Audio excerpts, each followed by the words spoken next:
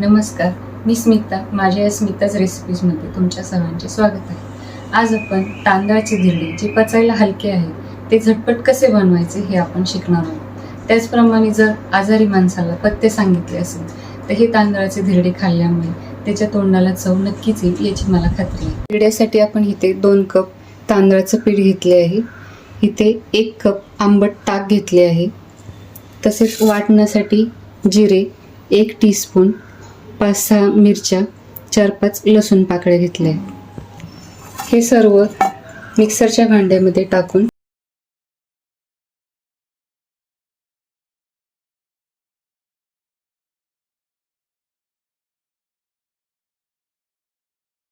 हे मिश्रण पाणी न टाकता वाटून घ्यायचे आहे. या मिश्रणामध्ये चवीनुसार मीठ टाकून घेऊ.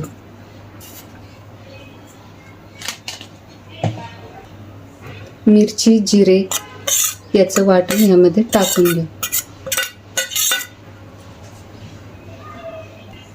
हे मिश्रण आधी कोरडेच मिक्स करून घेऊ. याच्यामध्ये थोडे थोडे आंबट ताक टाकून मिक्स करून घेऊ. याच्या गुठळ्या होऊन द्यायच्या नाहीत. वाटणाच्या भांड्यामध्ये पाणी टाकून हे सर्व मिश्रणामध्ये टाकून घेऊ.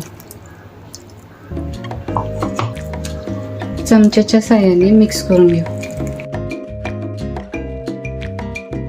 हे पीठ अशा पद्धतीचे करून घ्यायचे आहे आणि 10 मिनिटं त्याला झाकून ठेवून द्यायचे.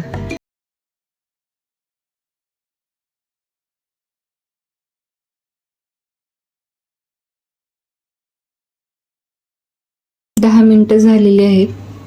पीठ भिजून झालेले आहे. थोडेसे पाणी टाकून घेऊ यामध्ये.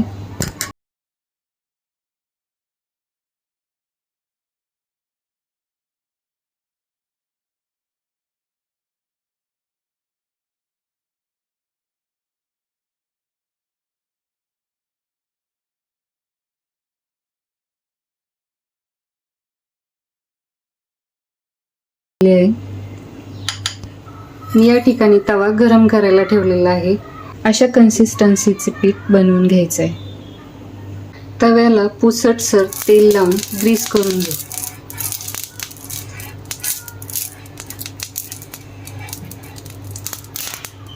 एक्स्ट्राचे तेल टिश्यू पेपरने पुसून घेऊ.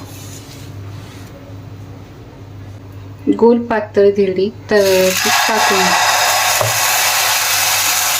ही धिरडी हलक्या हाताने फक्त गोल फिरवायची आहे.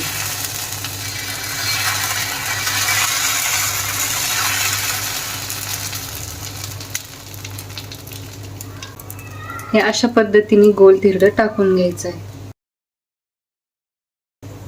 झाकण ठेवून 1 मिनिट मंद गॅसवर धिरडे भाजून घ्यायचे आहे. 1 मिनिट या ठिकाणी झालेलं आहे. धिरडे हलक्या हाताने सोडून घ्या.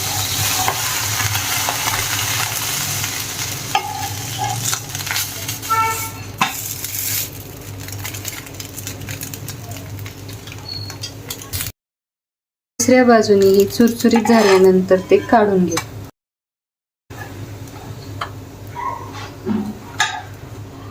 अशा पद्धतीने सगळी पिठाची धिरडी करून घेऊया.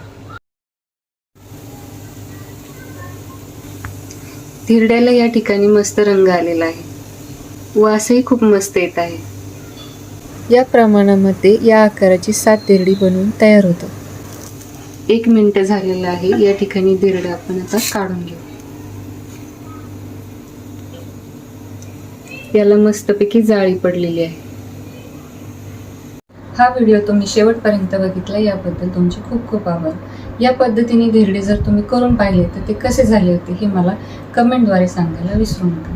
तसेच हा व्हिडिओ तुम्हाला आवडला असल्यास तो तुम्ही लाईक आणि शेअर करू शकता. स्मिताज रेसिपीज या चॅनलला तुम्ही सबस्क्राईब करू शकता. पुन्हा भेटूया अशाच रुचकर रेसिपीजमध्ये. तोपर्यंत स्वस्त राहा, व्यस्त राहा, मस्त राहा.